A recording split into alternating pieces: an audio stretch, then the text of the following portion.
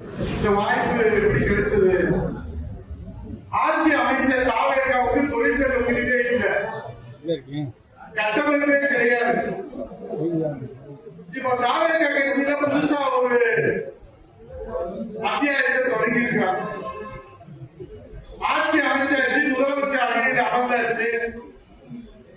அதனால அனைத்து கட்சியில் இருக்கக்கூடிய கட்டமைப்பை கூட நம் கட்சியில் வரணும்னா இன்னும் 1000 ஆண்டுகள் ஆகும் தாவேக்காவுக்கு.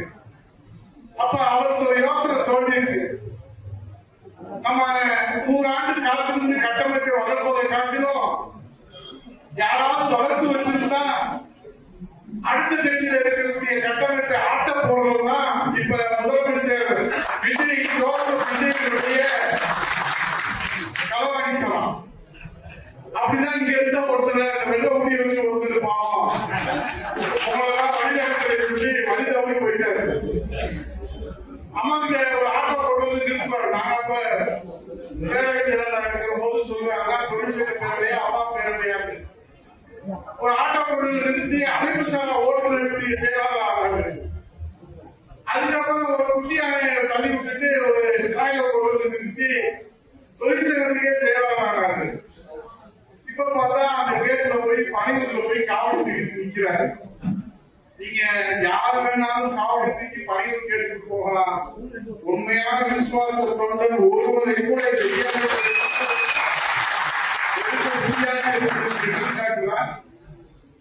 நம்முடைய கழகத்தின் நிறுவனர் பொதுச் செயலாளர் வருங்கால முதலமைச்சர் புரட்சித் தலைவர் எடப்பாடி அவர்கள் இன்றைக்கு எத்தனையோ சோதனைகளை தாண்டி இன்றைக்கு இந்த இயக்கத்தை வழிவோடு நடத்த வேண்டும் என்பதற்காக இரவு பகல் மாறாது ஊர்வலம் மாறாது உடைத்துக் கொள்வதற்காக அவருடைய களத்தை வலுப்படுத்துகிற விதமாக கழக அமைப்பு ரீதியான 82 மாவட்டங்கள், வருவாய் ரீதியாக 32 வருவாய் மாவட்டங்களில் ஒரு திருமுறை கூட அசைக்க முடியாத ஒரே மாவட்டம் 3 மாவட்ட செயலாளர்களும் எடப்பாடியார் வாழ்ந்த எடப்பாடியார் வெள்ளேற்றம் சொல்லி சரித்திரம் அடைந்த மாவட்டம் நம்முடைய மதுரை மாவட்டம். அண்ணன் செல்லூர் கே ராஜ் அவர்களும் அண்ணன் வீதி ராஜன் செல்லப்பா அவர்களும் சாமானிய உதயகுமார் அவர்களும் இன்றைக்கு உங்களுடைய ஆலோசனையிலே வழிகாட்டுதலே ஆதரவிலே நீங்கள் காட்டுகிற அன்பிலே நீங்கள் கொடுக்கிற நம்பிக்கையிலே மதுரை மாவட்டத்திலே அண்ணா திராவிட முன்னேற்ற எடப்பாடியார் தலைமையிலே நான் பறக்கும் என்பதை இங்கே நாங்கள் உறுதியோடு நின்று பணியாற்றுவதற்கு நீங்கள் தான் காரணம். இப்ப என்ன அண்ணா திராவிட முன்னேற்ற கழகத்திற்கு சோதனை எல்லாரும் சொல்றாங்க. எங்களுக்கு உங்களுக்கு மக்களுக்கு தமிழ்நாட்டு மக்களுக்கு அண்ணா திராவிட முன்னேற்ற கழகம் ஆட்சி அமைக்க முடியவில்லை, வெற்றி வாய்ப்பு நழுவி போய்விட்டது என்பது கூட அவருக்கு வேலையை தரவில்லை. ஆனால் அந்த தேர்தல் தீர்ப்பு வந்து இந்த வாக்களிக்கிற ஆட்காட்டி வெளியே வைத்த மை காய்வதற்கு முன்பாக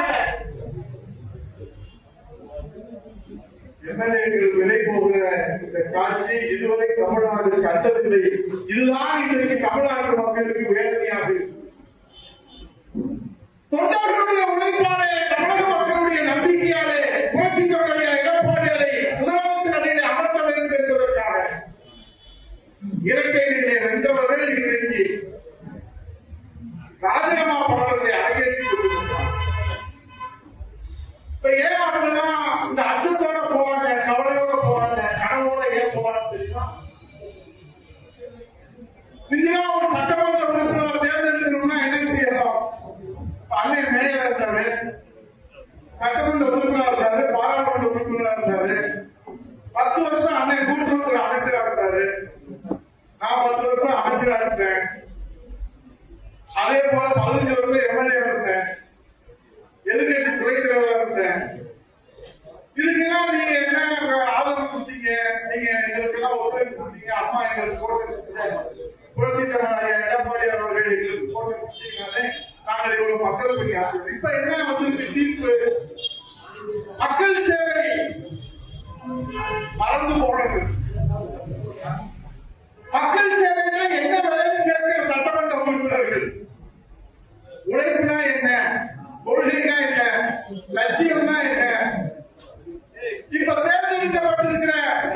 107 சட்டமன்ற உறுப்பினர்கள் நாளைக்கு தொழிற்சங்க கூட்டத்தில் சவால் எடுத்து சொல்கிறேன். மாண்புமிகு ஜோசப் விஜய் அவர்களே, தேர்ந்தெடுக்கப்பட்டிருக்கிற தாவேகா கட்சியிலே விசில் சின்னத்திலே தேர்ந்தெடுக்கப்பட்டிருக்கிற சட்டமன்ற உறுப்பினர்கள் 107 பேர்களுடைய முகத்தை பார்த்து சரியாக அவருடைய பெயர்களை நீங்கள் உச்சரித்து விட்டால் இந்த உதயகுமார் பொதுவாழ்வில் இருந்து நான் விலகி விடுவேன்.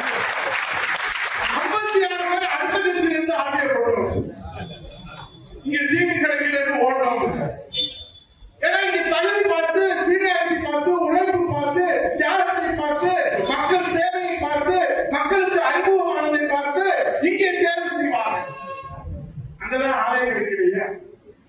வரவெல்லாம் உள்ள வாங்கன்னு போட்டு அவெல்லாம் இப்ப சட்டமன்ற உறுப்பினராகி அவெல்லாம் அமைச்சர் ஆயிட்டான். அதுக்கு மதுரையில் ஒரு அமைச்சர் இருக்கிறாரு. அப்படியே அப்பா 5 வருஷத்துல 5 கட்சிக்கு போன அம்மாவாசை அவர் அதிமுகவுடைய அந்த வரலாற்றை, எதிர்காலத்தை பற்றி பேசுகிற போதுதான் எங்கள் நெஞ்சம் பொறுக்க மறுத்து இங்க அவையாக தமிழ்ல வீட்டு வாசத்துல எத்தனை நாள் நின்றாரு, அவர் வீட்டு வாசத்துல எத்தனை நாள் நின்றாரு, எங்க வீட்டு வாசத்துல எத்தனை நாள் நின்றாரு, அதுக்குள்ள நான் மறந்து போச்சு வராது. நாங்கள் என்ன சொல்றோம், மக்கள் உங்களுக்கு தீர்ப்பளித்து விட்டார்கள், நீங்கள் அமைச்சராகிவிட்டீர்கள், உங்கள் ஜோசப் விஜயை இந்திரன் என்று சொல்லுங்கள், சந்திரன் என்று சொல்லுங்கள், எதை கழுதைக்கு சொல்லுங்க, குதிரைக்கு சொல்லுங்க, எதை சொல்லுங்க, எங்களுக்கு முன்னேற்ற கழகத்தை விட்டு ஓடுகிற ஓடுகாடிகள் அண்ணா திராவிட முன்னேற்ற கழகத்தின் ஆயுள் காலத்தை நிர்ணயிப்பதற்கு எந்த யோகியமும் இல்லை என்பதை அவர்கள் ஏற்கனவே அந்த தைரியம் வருது. பின்னால் எவனாவது கட்சி விட்டு போனான்னு வச்சுக்கிட்டேன். செல்வராஜ் மாவட்ட செயலாளர் இங்க இருக்கிறவங்க ராஜ சிறப்பா நானும் மாணவர்கள் இருக்கும் போது சண்முகம் ஒரு கம்யூனிஸ்ட் கட்சியில் இருந்து வந்தார். வலது கம்யூனிஸ்ட் திருப்பூர் ஜெயிச்சுட்டு அதுக்கப்புறம் அம்மாவுக்கு சேர்த்து இருக்கிற எல்லாருக்குமே தெரியும். அவர் ஜெயிச்சதுக்கு அப்புறம் நம்முடைய ராஜாமணி அவர்கள் நடந்த ஒரு விழாவில் அவரு திராவிட இயக்கத்தை ஒன்று சேர்றதுக்கு ஸ்டாலின் தான் தலைவர் சொல்லிட்டாரு. இங்க இருக்கிற மகளிர் எல்லாம் இருக்கிறாங்க அக்கா மாதிரி அண்ணன் தலைமையிலதான் அந்த பேசினா கட்சிக்கு விரோதமாக பேசினார் என்ற ஒரே காரணத்திற்காக அவர் வீட்டை நோக்கி படையெடுத்து அண்ணா திராவிட முன்னேற்ற கழக தொண்டர்களும் மகளிரை சேர்ந்தவர்களும் அன்றைக்கு முற்றுகையிட்டது காரணமாக தான் அடுத்து ஒருவர் கூட அண்ணா திராவிட முன்னேற்ற கழகத்தை எதிர்த்து வாய் திறப்பதற்கு பயந்தார்கள் என்கிற அந்த வரலாறு இப்போது மறந்து போகும். எவனாவது ஒருத்தன் கட்சியில ராஜினாமா பண்ணிட்டு அடுத்த கட்சியில போறத பத்தி ஆட்சேபனைங்க அவருடைய உரிமை. ஆனா அங்க போனதுக்கு அப்புறம் இருந்த வீட்டுக்கு உண்ட வீட்டுக்கு உண்டவன் நினைக்க கூடாது. இங்க அப்படி சரியில்லை, இப்படி சரியில்லை, அது சரியில்லை, இது சரியில்லை சொல்றவங்க யாரு? புரட்சித்தலைவர் எடப்பாடியார் 10 காலம் பொதுச் செயலாளராக முதலமைச்சராக எதிர்கட்சி தலைவராக இருக்கிற போது அவர் கையை பிடித்து காலம் பிடித்து காலை கடித்து காரியம் சாதித்து கொண்ட காரியவாதிகள் தான் இன்னைக்கு காட்டி கொடுத்து ஓடுகிற எல்லா காரியத்தையும் சாதித்து ஓடுறாங்க. ஓடி போக எங்களுக்கு ஆட்சி வருத்தம் இருக்கும். நீங்க போய் அங்க நல்லா இருக்க அதுவே எங்களுக்கு வருத்தம். அந்த காலுக்கு போய் நீங்க போய் டயரை தொடர்ச்சி விடுங்க, டயரை கட்டி கூட எங்களுக்கு அவசியம் பண்ணிருக்க. ஆனால் நீங்கள் அங்கே போய் சென்று விட்டதற்கு பிறகு இங்கே இருக்கிற விசுவாச தொண்டர்களை அண்ணா திராவிட முன்னேற்ற கழக தொண்டர்களை பற்றி நீங்க வீரவசனம் பேசக்கூடாது. எப்போ அண்ணா திராவிட முன்னேற்ற கழகத்தை விட்டு போயிருந்தீங்க அப்படியே அவர் தங்கி இழந்து விட்டீர்கள். ஆனா இன்னைக்கு என்ன நடந்துச்சு? எப்படி தாவக ஆட்சிக்கு வந்துச்சு? இருக்கிற எல்லாருக்கும் தெரியும். உங்களுக்கு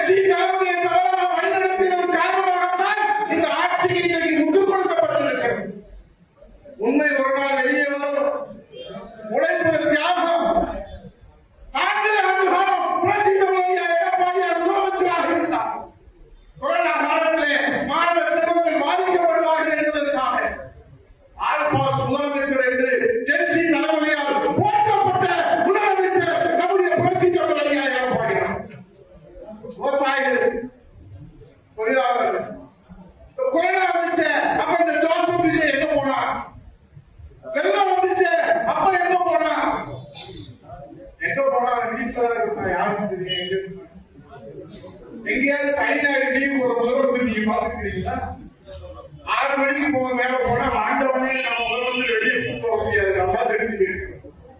இப்படி ஒரு முதலமைச்சரை தான் நீங்க நாடு பெற்று தனிப்பட்ட விமர்சனமான அல்ல.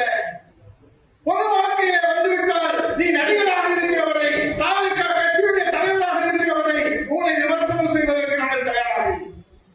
8 கோடி மக்களுக்கும் இன்றைக்கு முதலமைச்சராக இருக்கிற வழிகாட்ட வேண்டிய இந்த ஜோசப் விஜய் கொடுத்த வாக்குறுதி என்னடா பேய் பண்ணி கொடுக்கிறான். சட்டசபை யாராவது கேள்வி கேட்டா இன்று போய் நாளை வாங்கலாம். சபையிலே நீங்க பதிவு செஞ்சாலும் அந்த பதில் வந்து பதிவாகும்.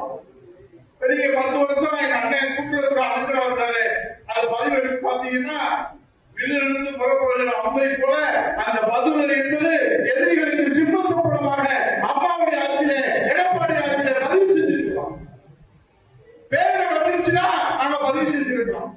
திருமண கவுதிக்கு 1 லட்சத்துக்கு மேற்பட்ட திட்டங்களை புத்தகம் போட்டு வெளியிட்டாங்க. அப்படியே சொன்னேன், இதெல்லாம் நமக்கு சரியா வராது புத்தகம் அப்படின்னு சொல்லி. அன்னை வந்து நாங்க கூட இருக்கிறோம், இது செஞ்சிருக்கிறேன், புத்தகத்தை போட்டு வீட்டுக்கு தான் கொடுத்தாங்க. போட்ட விடாம கொண்டு போய் கொடுத்து நீங்க போட்டு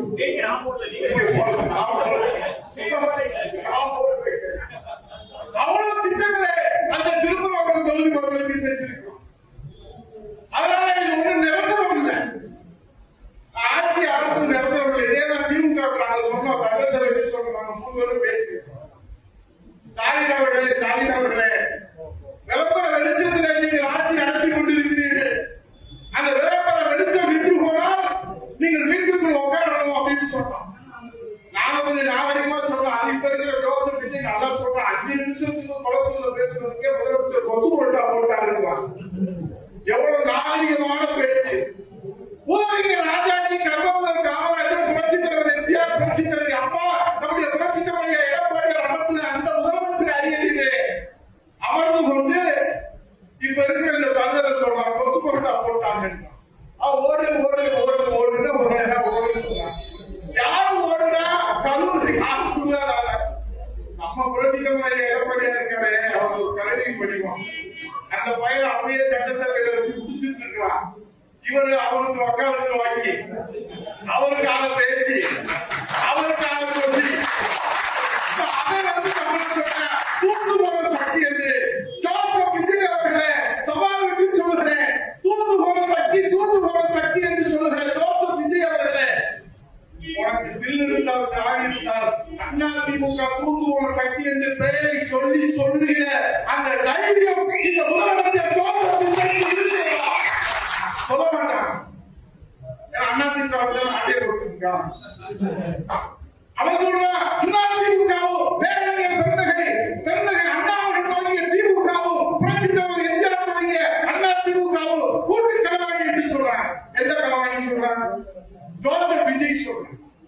இன்கம் டாக்ஸ் கட்டலன்னு அவன் களவாணி பட்ட கொடுத்திருக்கு மத்திய அரசு. இன்னைக்கு எம்எல்ஏக்களை கரண்ட் போறான், களவாணிக்கு போறான்னு நானும் சொல்லல, நம்ம கூட சொல்லல, எல்லா கட்சியும் சொல்றான். அவர் பாவம் மக்கள் சொல்றாரு, டிடி தினகரன் அவர்கள் ஒண்ணு கண்ணேங்கிறது ஒரே காமராஜரை தப்பி தவறி ஜெயிக்க வச்சிருக்காரு. அவன் கடத்திட்டு போயிட்டான். அவன் ராத்திரி பூரா ஐயா கவர்னர் ஐயா பாடியா கடத்திட்டு போயிட்டாயா. இங்க இருக்கிற எம்எல்ஏக்கெல்லாம் நேற்று வரைக்கும் எங்க அண்ணன் செல்வராஜோட என் கூட சிலப்பானோட நல்லா தான் பேசிட்டே இருக்காங்க. என்ன நிலம கொஞ்சம் சரியில்லை அப்படின்னு பேசுறாங்க. குழந்தை பார்த்தா ஒன்றும் சரியா தெரியல, கொஞ்சம் கடன் ஆயிடுச்சு, கொஞ்சம் எல்லாம் தலைக்கு மேல போயிடுச்சு. ரொம்ப தைரியமா பேசுவாரு. அடுத்த நாள் இந்த இயக்கத்திலிருந்து நான் ராஜினாமா செய்து கொள்கிறேன். அது ராஜினாமா முடிச்சா அடுத்த என்ன அடுத்த உடனே சபாநாயகர் ரெடியா இருக்காரு, தேசிய பெறுவார், அவர் கட்சியில சேர்க்கணும். அவருக்கு கோவம் போற வரவெல்லாம் ராஜினாமா பண்ணிட்டு வாங்கன்னு அவருக்கு. நான் எதுக்கு இதெல்லாம் சொல்றேன்னா, அண்ணா திராவிட முன்னேற்ற கழகம் என்பது இங்க இருக்கிற மூத்த தலைவர்களுக்கு உங்களுக்கு தெரியும். இது தலைவர்களை நம்பி ஆரம்பித்த கட்சியல்ல. ஏழை எளிய சாமானிய மக்களை நம்பி நீங்க என்ன பிரச்சனை? புரட்சி தலைவர் எடப்பாடி உழைப்பு இருக்கிறது, கருணை இருக்கிறது, தாய் உள்ளம் இருக்கிறது, தெய்வ உள்ளம் இருக்கிறது, எல்லோரும் அரவணைக்கிற அந்த ஆற்றல் இருக்கிறது, தொலைநோக்கு பார்வை இருக்கிறது, சிந்தனை இருக்கிறது. விஜய் ஜோசப் விஜய் இருக்கிற ஒன்னே எடப்பாடி இல்லை. அதனாலதான் நான் போயிட்டேன். என்ன வசீகரம் இல்ல, பஞ்சு டயலாக் பேச தெரியல, சினிமா கவர்ச்சி வசனம் பேச தெரியாத எடப்பாடி அவர்களுக்கு இன்றைக்கு மக்களுக்கு தீர்ப்பு கொடுத்திருக்கிறார்கள். பரவாயில்லை, எல்லா நேரங்களிலும் எல்லா பஞ்சு டயலாக்கும் வெற்றி பெற முடியாது. அந்த வருகிற காலம் அண்ணாதிராவிட முன்னேற்ற கழகத்துடைய காலம் என்பதை நிரூபிக்கிற வகையில் தான் பிள்ளையார் சொல்லிய இந்த தொழிற்சங்கம் இன்றைக்கு தமிழகம் முழுவதும் தமிழகத்தினுடைய தலைமையிலே நம்முடைய அற்புதமான இந்த நிகழ்ச்சியை தொடங்கியிருக்கிறார். அதை நீங்கள் எல்லோரும் நம்பிக்கையோடு இருங்கள். நம்பிக்கைதான் நமக்கு வாழ்க்கை. ஏன்னா திடீர்னு இருக்கும் போல தெரியும், அடிக்கடி அண்ணன் நானும் பேசிக்குவோம், எல்லாம் ஒரு நாள் 10 நாளைக்கு பேசிக்குவோம். ஆனா டெய்லி எங்க அண்ணன் செல்லூர் ராஜன் இரவு 12 மணிக்கு கூப்பிடுவார், தம்பி என்ன உடனே அவர் ஏதாவது சொல்லும் போது நான் அப்படி சொல்லுவேன். இதே மதுரையில முதலமைச்சருடைய மகனை அழகிரி இருக்கிற போது நம்ம எல்லாம் மதுரையில் இருந்தோம். அப்ப சொன்னாங்க அதிமுக இருக்காதுன்னு சொன்னாங்க. சொன்னவர் தான் இன்னைக்கு அரசியல் இல்ல. அண்ணாதிராவிட முன்னேற்ற கழகம் 2019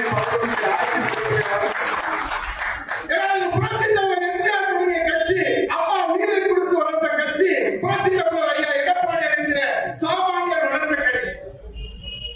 அதே இன்னைக்கு ஒரு தாய் கலாம் வந்து எல்லாரும் நினைக்கிறாங்க 5 வருஷம் நம்ம கனவு எப்படின்னு இருக்க முடியும். கவலைப்படாது, நம்ம ஐயா பிரதமர் மோடி ஐயா இருக்கார். உடனே தப்பா சொல்லிக்காரு. 2026 இப்போ 2029 ஒரே நாடு ஒரே தேர்தல். இது ஏதோ நான் சும்மா உங்களுக்கு நம்பிக்கை ஏற்படுறதுக்காக சொல்லல. நம்ம முன்னாள் ஜனாதிபதி அவருடைய தலைமையில் ஒரு குழு அமைச்சு ஒரு 18,000 பக்கத்திற்குரிய அறிக்கை தாக்கல் செஞ்சு 7 லட்சம் கோடிக்கு மேல ஒவ்வொரு கட்டமா தேர்தல் நடந்துனா அரசாங்கத்துக்கு செலவு வருது, மக்கள் பரிபாலம் வீணாகுது. ஆக ஒரே நாடு ஒரே தேர்தல் நடந்துங்க அப்படின்னு இன்றைக்கு மசோதா தாக்கல் செய்து அதை நிறைவேறி அது கூட்டுக்குழுவுக்கு சென்று கூட்டுக்குழுவில இன்றைக்கு நாடு முழுவதும் அனைத்து கட்சி பிரதிநிதிகளும் மக்களிடத்திலே அதற்கான விவாதம் நடைபெற்ற போது 90% பேர்கள் இன்றைக்கு ஆதரவு கொடுத்து அதில் ஒரு சில கட்சிகள், காங்கிரஸ் போன்ற கட்சிகள் கருத்து வேறுபாடோடு இருக்கிறார்கள். இன்னும் 3 வருடத்திற்குள்ளாக கருத்து ஒற்றுமை ஏற்படுத்தி 2029 தான் 3 ஆண்டுகள் தான் தாவேக்காவுக்கு ஆயுள் காலம் என்று நான் சொல்லவில்லை. 3 மாதங்களிலே கூட ஜோசப் விஜய் வீட்டுக்கு போனாலும் போகலாம். ஏன்னா கரூர் சிபிஐ வழக்கு தலைக்கு மேல தொங்கிட்டு இருக்குது. அது ஒருத்தர் இருந்தார், வளர்ந்தா மாடு போடுற 3 வருஷத்துல 3 கட்சிக்கு போறாங்க. தொழிலா இருப்பாங்க. அவன் சொல்றான் கரூர்ல கணக்கு தீக்க வேண்டியது, லாண்டு சீட்டுக்காரா அமைச்சர் அவன் கணக்கு தானே போப்பான், அவன் மக்கள் பணியை போப்பான். உடனே அங்க இருந்து சொல்லிட்டாங்க, அமைச்சர் அப்படி பேசக்கூடாதியா, காவல்துறையை வைத்து நீங்கள் மக்களை கொண்டு போட்டு விட்டீர்கள் என்று காவல்துறை மீது ஒரு அபாண்டமான குற்றச்சாட்டு சொல்றாங்க. உடனே எல்லாரும் கண்டனம் வந்துச்சு. ஒரு வாரமா வாயை திறக்கவே இல்லை. இன்னொரு அமைச்சர் நேற்று சொல்றான், சத்யபாமா யூனிவர்சிட்டியில அது தலைவர் தந்த போட்ட பிச்சைனால அந்த பல்கலைக்கழகம் உருவாச்சு. அங்க போய் அவன் சொல்றான் நேற்று, இனிமேல் வந்து கொள்கைக்கான கட்சியெல்லாம் இனிமேல் ஆவது இல்ல, ஆவாது. அந்த செட்டப்லாம் இனிமேல் எடுக்காது. கொள்கையும் கிடையாது, கோட்பாடும் கிடையாது, கட்சியும் கிடையாது, உழைப்பும் கிடையாது அப்படின்னு ஒரு அமைச்சர் நிதி மந்திரி அவர் சொல்றான். ஆகவே எங்கே போகிறது தமிழ்நாடு, தமிழ்நாட்டு அரசியல் எங்கே போகிறது என்று எல்லோரும் கவலையோடு இருக்கிறோம். அது ஒரு நாள் தான் இருக்கு, 2 மாசம் மக்கள் கொதிப்படைந்து போயிருக்கிறார்கள். விவசாயிகள் போராட்டம் நடத்தாத நாளே இல்லை. பயிர்க்கடன் கூடாண்டா கொடுக்க மாட்டான். 2,500 ரூபாய் எப்படா வரும்னா வருவானா வராதுன்னா 10 லட்சம் கோடி கடன் இருக்கிறான். இது தெரிஞ்சுதான் அவன் சொன்னான். இப்ப 15 லட்சம் கோடி கடன் வரும். ஆகவே வெகு விரைவிலே ஆட்சி மாற்றம் வரும். காலம் மாறும், காட்சிகள் மாறும், ஆட்சி மாறும். மீண்டும் புரட்சி தலைவர் ஐயா எடப்பாடி தலைமையிலே அம்மா ஆட்சி மாறுவதற்கு உங்களுக்கு எல்லாம் ஓடி கொடுத்துருவோம். உண்மையிலே உங்களை பார்த்ததில் எங்களுக்கு நம்பிக்கை, சந்தோஷம். ஏன் தெரியுமா, கூட்டத்துலதான் தொழிற்சங்கத்துக்கு கூட்டம் அதிகமா வரும். ஆனால் எதிர்கட்சியாக இருக்கிற போது கூட எங்களுக்கு ஓடி தேவையில்லை, எங்கள் விசுவாசம் தான் முக்கியம் என்று நிரூபிக்கிற வகையில் விசுவாச அந்த ஊழியர்களை தொண்டர்களை தலைவர் எனக்கு அவங்க எந்த அதிகாரம் கிடையாது. எம்பிட்ட போய் மேனேஜர் போய் எங்க அண்ணன் தமிழரசு வந்தாரு, எங்க அண்ணன் பொருளாதாரம் வந்தாரு, அப்துல் சமத் மாமா வந்தாரு, ராஜ் செல்லப்பாறை வந்தாரு, செல்லூர் ராஜ் வந்தாரு, விஜயகுமார் வந்தாரு. சரி, அதுக்கு என்ன பொருள் கேட்பான்? ஏன்னா நம்மகிட்ட ஆட்சி இல்ல, அதிகாரம்